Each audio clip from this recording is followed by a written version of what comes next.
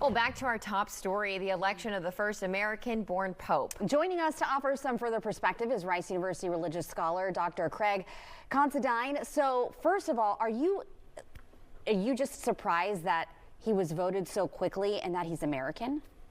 I thought it was going to go to tomorrow morning. Okay.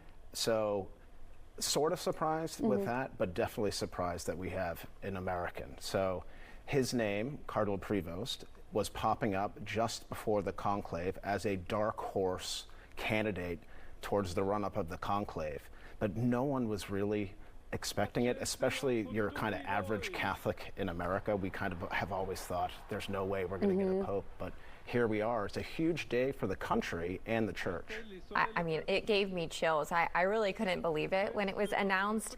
Now, the Pope takes a different name, so he's now Pope Leo XIV. What does Leo signify? Mainly, it's strength and its unity. So some of the most famous Leos throughout history have always thwarted off major challenges for the church. So the first Leo was in the 5th century. The famous Attila the Hun, who was a barbarian, was going into Europe at the time, and Leo negotiated a settlement there. Leo III brought in Charlemagne the Great, if you know your French history, very significant figure. And then we have Leo X, who was part of the Medici family in the 16th century, and he excommunicated Martin Luther, which was a big part of the Protestant Reformation. So it's a name known for strength. Now, the last Pope, Leo XIII, died in the early 1900s. He was known as the People's Pope. So he was trying to help workers. This is a time where the Industrial Revolution is going on.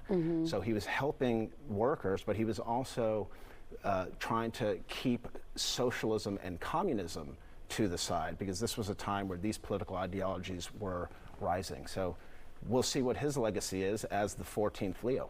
And we know that he was close to Francis. And so do you think that he will continue more progressive social policies like Pope Francis? So here's the thing, social policies, maybe not. So what I've been reading about our new Pope, with same-sex marriage, LGBTQ stuff, and women's ordination, I feel like he might pump the brakes on this a little bit, because Francis went quite far with it. But I do think our new Pope will carry on Francis's legacy with several things. One, the environment. 2, care for the poor and the periphery of the Catholic Church, and then also interfaith dialogue. The first words that came out of Pope's mouth, our new Pope, was peace. Peace be with you all. And he also mentioned 2 words, bridge building and encounter. This has to do with interfaith dialogue. So I think he's going to continue these traditions, but I think he might be a little bit more conservative on some of these cultural issues that have been quite challenging for the church. Well, Pope Leo spent a lot of time as a missionary in Peru, and he was also then Archbishop. How do you think that his background is going to factor in on the job that he's going to do leading the Catholic Church as Pope? I think this is one of the reasons why he actually became Pope, because 40% of Catholics around the world are Spanish-speaking. Pope Francis was our first Pope from a Spanish-speaking country, Latin America. And now we have the new Pope from the Americas. So this is a huge part of Catholicism in the West. It's not just about America. It's about everything south of us. So he has a lot of experience on the ground with these communities, especially dealing with their poverty.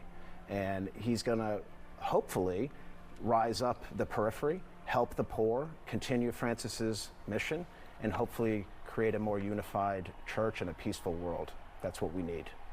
All right, Dr. Considine, thank you so much for your expertise. We appreciate it. Thank you. We sure do.